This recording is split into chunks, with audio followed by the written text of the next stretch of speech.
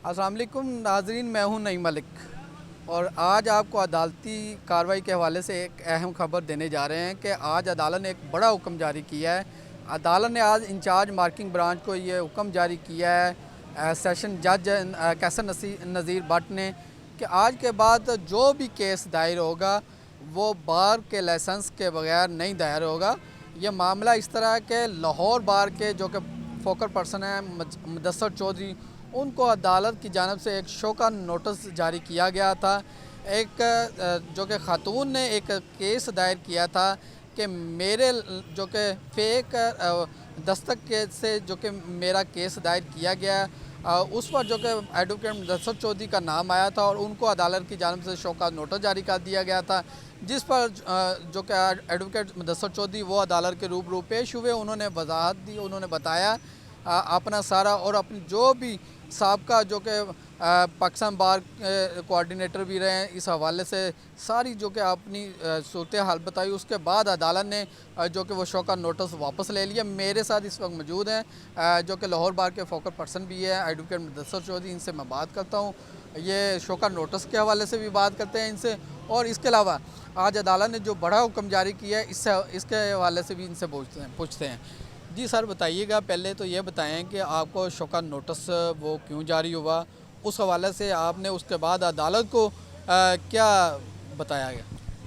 देखिए, शोकत नोटिस जारी होता है तो शोकत नोटिस में इशू ये था कि कहते हैं कि किसी खातून ने ये एलिगेशन लगाया था कि मुदस्सर चौधरी नाम के किसी वकील ने मेरे नाम से एक टीए फाइल के जिसमें सिविल जज के ऊपर हीनियस एलिगेशन लगाए गए थे।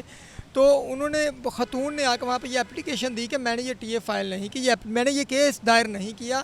मुदस्सर चौधरी ने मेरा गलत नाम इस्तेमाल करके मेरे जाली साइन करके ये केस दायर कर दिया। उसके ऊपर शोका नोटिस मुझे जारी हुआ था। जब फाइल को प्रोड्यूस किया गया तो देखा गया कि मैं उस खातून को नहीं जानता।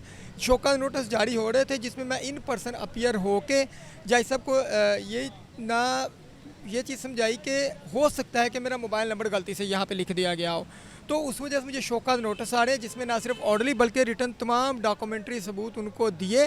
जो आप जिस फैसले की बात करें कि आइंदा के बाद कोई भी केस बगैर वकील के लाइसेंस के दायर नहीं होगा, वो इसी मेरी जो मेरे केस शोका नोटिस पे ऑर्डर आए हैं जिसमें सेशन जज साहब ने शोका नोटिस को विड्रा करने के अलावा वो एप्लीकेशन को भी खारिज कर दिया गया है, उसमें ही ये ऑर्डर आए हैं कि आइंदा के बाद कोई भी केस दायर नहीं हो सके जब तक कि वकील की बाकायदा कापी नहीं लगेगी। अब जब मैं शोका नोटिस का रिप्लाई फाइल करता हूँ, उसमें तमाम चीज़ें लिखता हूँ कि मैं presently posting media coordinator Asia की सबसे बड़ी लाहौर बार का हूँ, पाकिस्तान बार काउंसिल का कोऑर्डिनेटर हूँ, साहब कोऑर्डिनेटर रह चुका हूँ, इंटरनेशनल रिलेशनशिप कमेटी का साहब कोऑर्डिनेटर रह चुका हूँ, उनका सेक्रेटरी रह चुका हूँ, लीगल एजुकेशन कमेटी का सेक्रेटरी रह चुका हूँ, एंटी नॉन लाइट्स कमेटी का लाहौर बार का मैं मेंबर रह चुका हूँ। इसके अलावा मैंने बताया कि जो डॉक्टर अब्दुल कदीर खान साहब थे उनका मैं लीगल एडवाइज़र रह चुका हूँ, उनका वकील रह चुका हूँ, फार्मर चीफ जस्टिस इफ्तार चौधरी साहब का कोऑर्डिनेटर रह चुका हूँ, एमएनए का इलेक्शन लड़ा है, एक हज़ारों की तादाद में मुझे वोट पड़े हैं पार्टी टिकट से। तो जो इतनी प्रोफाइल का बंदा होगा वो कभी इस तरह का कोई काम नहीं करेगा। ये सारे नोटिफिकेशन तमाम चीज़ें 21 के करीबन को नोटिफिकेशन दिए गए, जिसके बाद उन्होंने इस चीज़ पे सेटिस्फाई होकर उन्होंने मेरे शोकास को विड्रा लेने के बाद वो एप्लीकेशन डिसमिस करने के बाद उसी ऑर्डरों में लिख दिया कि आइंदा के बाद कोई भी केस फाइल नहीं होगा जब तक कि उसके साथ आप लाइसेंस नहीं लगा देंगे। अब लाइसेंस लग दिया जाएगा तो अब ये जिम्मेदारी आ जाती है हर वकील के ऊपर बहुत बड़ी, जिसका लाइसेंस लगेगा वो अब हर चीज़ का जिम्मेदार होगा। यहाँ पे जो मेरे यंगस्टर जो नए आने वाले भाई हैं उनके लिए खुसूसी तौर पे पैगाम है कि जो लिटिगेंट हैं उनके साथ एक डिस्टेंस रखने के अलावा कभी भी बगैर साइनों के कोई भी केस फाइल ना करें। क्यों होता है कि मैं भी टेलीफोनिकली कहते हैं कि आप मेरे साइन कर दे कोई बात नहीं, लेकिन बाद में वो जो साइन करता है उसके ऊपर बहुत बड़ी जिम्मेदारी आ जाती है, उसको लिटिगेशन फेस करना पड़ जाती है। तो इसलिए मेरे जो यंगस्टर भाइयों के लिए भी खुसूसी तौर पे पैगाम है कि इस तरह का काम कभी भी ना करें, मेरिट के ऊपर चलें। तो ये जो ऑर्डर है ये इसी शोकाज के नोटिस आया है, ऑर्डर देने के बाद वो एप्लीकेशन डिसमिस हो चुकी है अब। अच्छा मुदस्सर साहब, ये बताइएगा कि आप लाहौर बार के इस वक्त फोकल पर्सन हैं और उससे पहले भी आप पाकिस्तान बार के वो कोऑर्डिनेटर भी रह चुके हैं। डॉक्टर अब्दुल कदीर खान के साथ आप अटैच भी रह चुके हैं।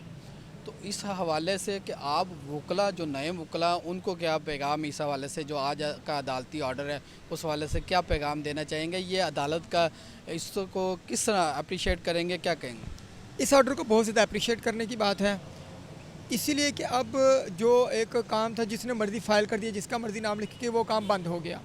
अब कम से कम जिस वकील का लाइसेंस लगेगा, जिसके साइन होंगे, वो अब ज़िम्मेदार होगा।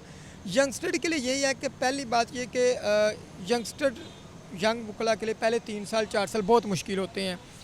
मेहनत कभी नहीं छोड़नी चाहिए, मेहनत कभी नहीं छोड़नी चाहिए। और ये कि कभी भी इस तरह का काम नहीं करना चाहिए कि जो पार्टी फ़ोन करके कह दे कि आप मेरा वकालतनामा दे दें। हमेशा ओरिजिनल साइनों के साथ वकालतनामा दे के प्रोफेशनल वकालत करें। इसके अलावा कभी किसी ज़ातियात पे ना जाएं किसी भी केस में।